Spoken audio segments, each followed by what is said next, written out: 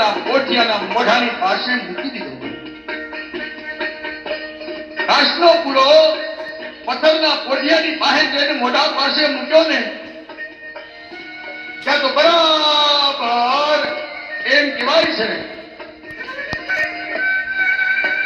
કે પથ્થરનો પોઠિયો ઘાસનો પૂરો મોઢામાં મૂકીને જાણે ચાવતો હોય એમ વાગો ને અને પથ્થરનો પોઠિયો શિવ મંદિરમાં ઘાસનો પૂરો ખાઈ ગયો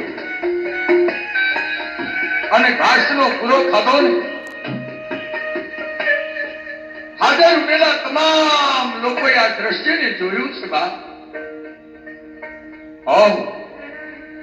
વાહ બાબા, વાહ બાબા, વાહ બાબા,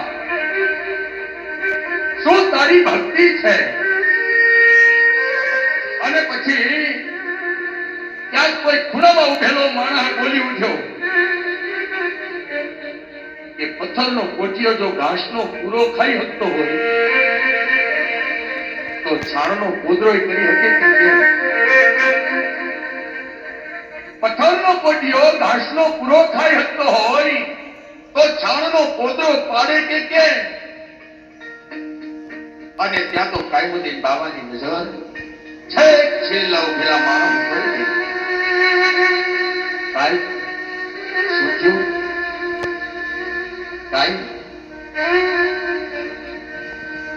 જો તમારી ભક્તિ સાચી હોય અને ભક્તિના એ પ્રમાણને કારણે પથ્થરનો પોઠિયો જો ઘાસનો પૂરો ખાઈ શકતો હોય તો ઘાસનો પૂરો માત્ર પેટમાં જ એ છાણનો પોદરો કરી શકે કે કેમ? ત્યાં તો બરાબર પથ્થરના પોઠિયાને માથે હાથ ફેરવ્યો. ભાઈ પથ્થરના એ પોઠિયાને માથે હાથ ફેરવ્યો અને હાથ ફેરવ્યો ને ત્યાં તો પથ્થરના પોઠિયાનો કાન છે ને ઈ થોડો હલી ઉઠ્યો. બા પથ્થરના પોઠિયાનો કાન હલ્યો ને ત્યાં તો જગતનો માણસ આમ બરાબર નજર કરે. વાહ વાહ વાહ શબ્દ નીકળ્યો.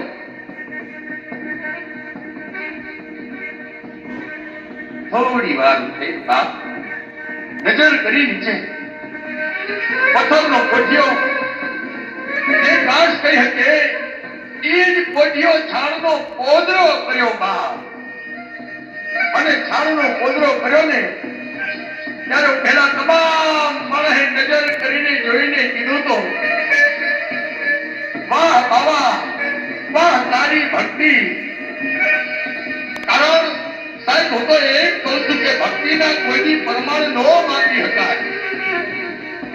ભક્તિ કરવી હોય ને તો શબ્દને કેતા વાર લાગે કે ભક્તિ કરો પાતાલ में प्रगट भय आकाश. भक्ति करो पाताल में प्रगट भय आकाश. दबी डूबी न रहे यही अपनी वस्तु. ભક્તિના માપવા માટે ગયા અને તેથી એકલબારાનો ઈશન કાયમુદ્દીન બાવા ચિશ્તી ધીરે નજર કરતા કરતા કરતા કરતા કરતા કરતા નજર કરતા અને યાર ચૂંદડો પહેરી માથે ચુંદડી ઓઢી અને ભાઈ ઉભી છે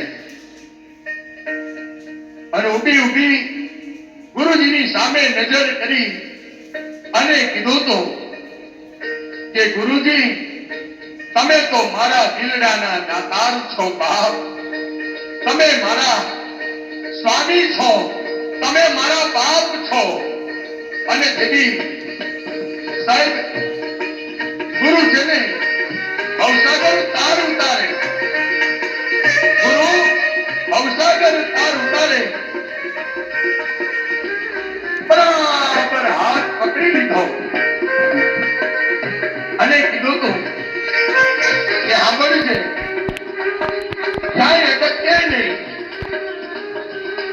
પડજે કે બાપ જગતમાં જેથી જરૂર પડે ને તેની એકલ બારાના કાયમતી બાવાને યાદ કરજે. હું તો કદાચ સદેહે હોઉં કે ન હોઉં, હું સદેહે હોઉં કે ન હોઉં, પણ સાંભળજે મને જે કોઈ સાચા હૃદયના ભાવથી યાદ કરે ને હું એની સન્મુખ ઉભો રહીશ અને તેની આખા ઘરમાં આટો મારે આગળ જાય કાંઈ ન દેખાય, બહાર જાય કાંઈ ન દેખાય અને તેની પૂછ્યું તું કે ભાઈ કેમ ઉદાસ ફરે છે, શું થયું? કાંઈ નહીં. બાએ શબ્દ મોઢામાંથી નીકળ્યો કે હું તો મારા ઘરમાં ફરું ઉદાસ, વાલાની વાટું હું જોતી. ગામના પંખીડાને પૂછજો કે મારા વાલાને કોઈ કે ભાડ્યો, અરે ગામના કોઈ પશુને પૂછજો મારા ગુરુને કોઈ કે ભાડ્યો.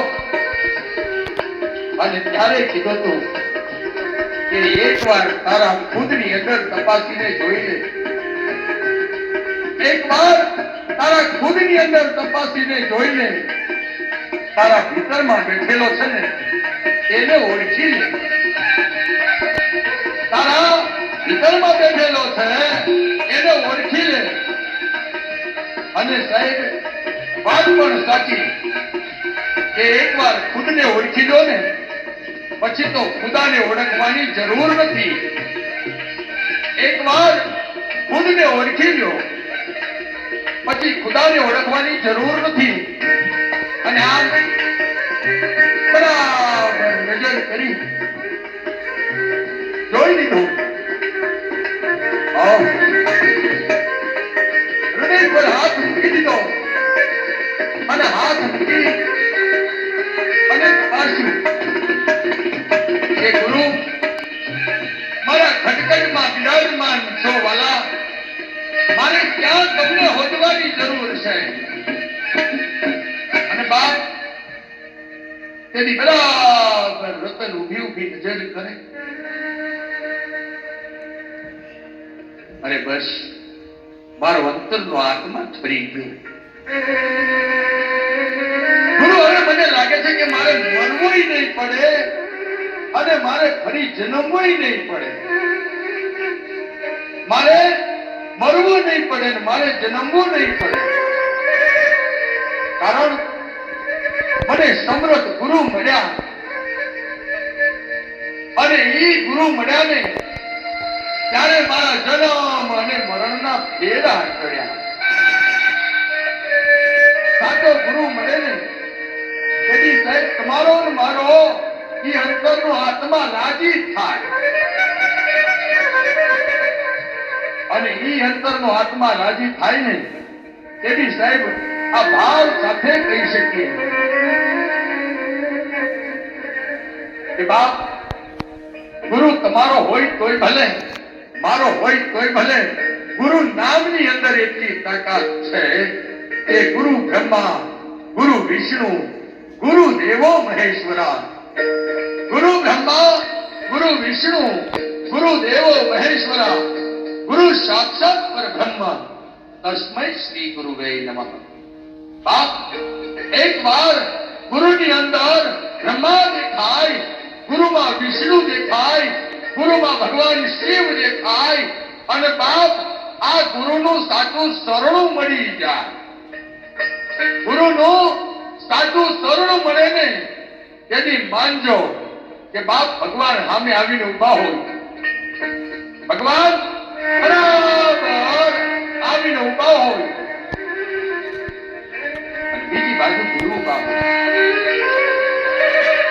તો સાહેબ તમને મને ભગવાન મળ્યા ત્યાંથી તમને અને અને મને ભગવાન મળ્યા ક્યાંથી? બાપ ગુરુનું આપેલું સ્મરણ સાચું હોય તો અખિલ બ્રહ્માંડના નાથને દોડીને આવવું પડે. ગુરુએ આપેલું સાચું સ્મરણ હોય તો ભગવાનને સ્વયં દોડીને આવવું પડે. અને બાપ તેની પહેલા વંદન તો ગુરુને કરી શકાય. પહેલા વંદન ગુરુને કરી શકાય. અરે ભગવાન એમ કહે કે હું સન્મુખ ઉભો છું, હું સન્મુખ ઉભો છું. તેથી માનજો કે બાપ પહેલા વંદન મારા ગુરુને કરીશ, પહેલા વંદન મારા ગુરુને કરીશ.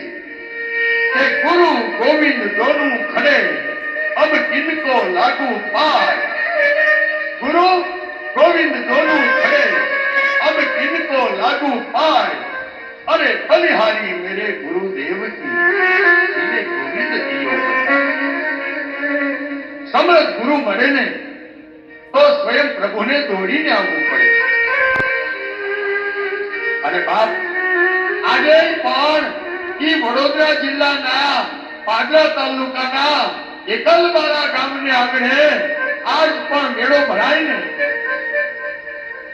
આજે પણ મેળો ભરાય ને તો ઈ ઉરસ ભરાય, મેળો ભરાય ને એમાં હિન્દુ મુસ્લિમ કોઈ ઊંચ નહીં, કોઈ નીચ નહીં, કોઈ ભેદ નહીં, કોઈ ભાવ નહીં. ભાવ સૌ એક સરખા. અને બધાય માનવ મેળામણ દોડીને આવે અને આવી અને એ કાયમુદ્દીન બાવા ચિશ્તીની દરગાહની માથે હિન્દુ હોય તોય ભલે, મુસ્લિમ હોય તોય ભલે, પણ જેની દરગાહને માથે માથડા ટેકવે ને ઈ આ ધરતીમાં સંત, સતી, સતી, સુરા અને એને આ નિત્યાવતારી ભૂમિકાને મારા સત વંદન કરું છું. મારા બાપ સત વંદન કરું છું. વાહ વાહ મારા ભારતની ભૂમિ, વાહ મારી ભારતની ભૂમિ, વાહ મારી ભારતની ભૂમિ.